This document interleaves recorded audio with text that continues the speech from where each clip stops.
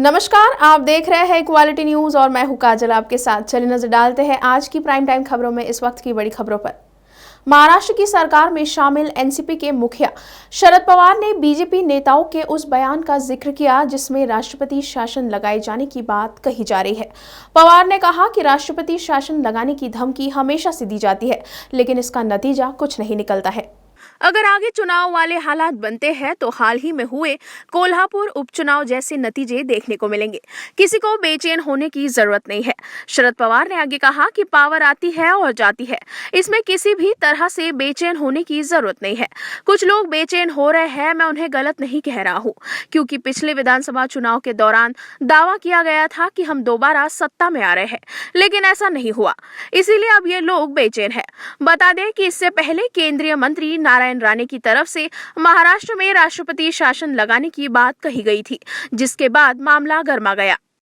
फिलहाल महाराष्ट्र की राजनीति में हाई वोल्टेज ड्रामा शुरू है, जहां राज्य में बढ़ते तनाव के बीच राज्य के गृह मंत्री दिलीप वलसे पाटिल द्वारा सर्वदलीय बैठक बुलाई गई थी। इसीलिए इस बैठक में विरोधी दल के नेता देवेंद्र फडणवीस ने शिरकत नहीं की। वही शिरकत न करने की वजह भी मीडिया माध्यमों से साझा की। सर्वोच्च न्यायालयाच्या आदेशाचं पालन हे झालंच पाहिजे असं आमचं अतिशय स्पष्टपणे मत आहे।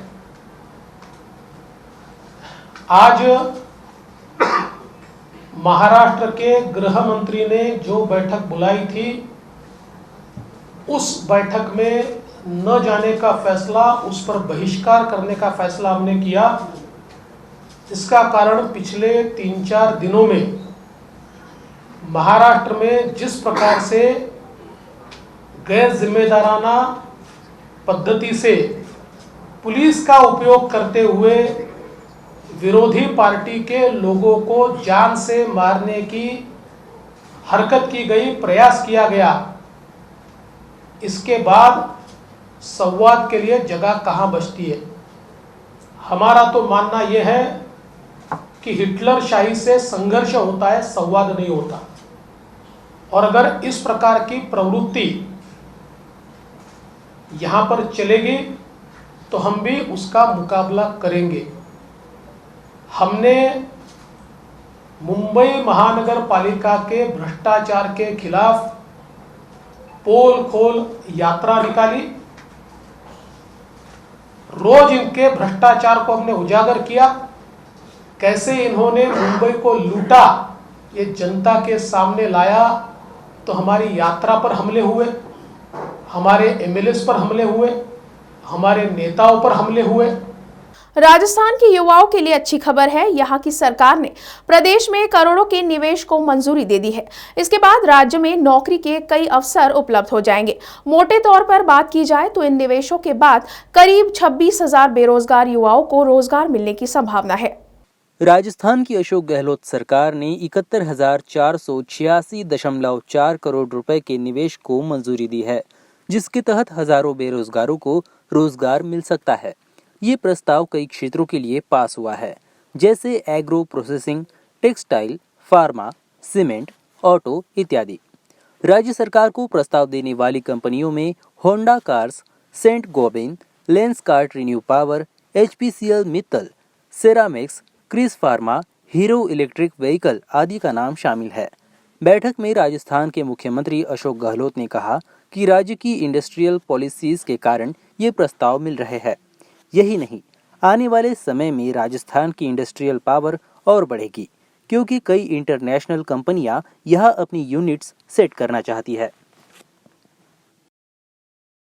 चेन्नई के बीच रेलवे स्टेशन पर एक बड़ा हादसा होते होते बाल बाल बच गया। यह रविवार 24 अप्रैल को लोकल ट्रेन का एक डिब्बा प्लेटफॉर्म पर चढ़ गया। बस राहत की बात यह रही कि जिस समय डिब्बा प्लेटफॉर्म पर चढ़ा उस समय वहां कोई व्यक्ति मौजूद नहीं था। घटना 24 अप्रैल को तब हुई जब खाली लोकल ट्रेन को यार्ड से प्लेटफॉर्म पर ले जाया जा रहा था। घटना की जानकारी देते हुए दक्षिण रेलवे के मुख्य जनसंपर्क अधिकारी एस गणेशन ने मीडिया को बताया कि शेड लाइन से प्लेटफॉर्म नंबर 1 पर एक खाली IMU को लेकर जाते समय एक डिब्बा प्लेटफॉर्म से बफर एंड को तोड़ते हुए आगे निकल गया। इससे प्लेटफॉर्म का काफी हिस्सा क्षतिग्रस्त हो गया है। उन्होंने आगे बताया कि हादसे के समय डिब्बा पूरी तरह से खाली था और उसमें कोई कोई यात्री सवार नहीं था। प्लेटफॉर्म पर भी मौजूद किसी यात्री को कोई चोट नहीं आई है। हादसे के वक्त शटर डिब्बे में था जो कूद गया और उसे भी चोट नहीं आई। दक्षिण रेलवे के मुख्य जनसंपर्क अधिकारी एस गणेशन ने यह भी बताया कि मामले की जांच के आदेश दे दिए गए हैं।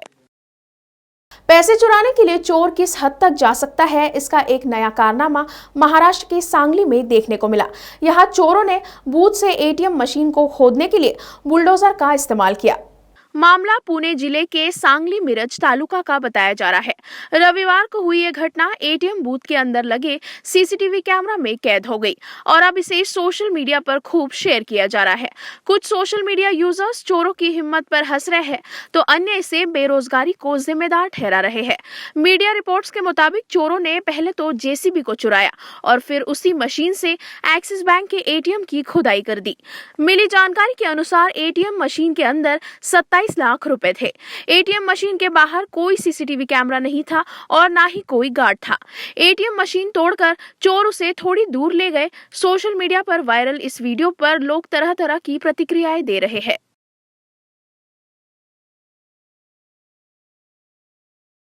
आज की प्राइम टाइम खबरों में इतना ही। फिर होगी आपसे मुलाकात। तब तक के लिए आप देखते रहिए इक्वालिटी न्यूज। खबरों की और भी जानकारी के लिए आज ही हमारे फेसबुक पेज को लाइक और फॉलो करना ना भूलें।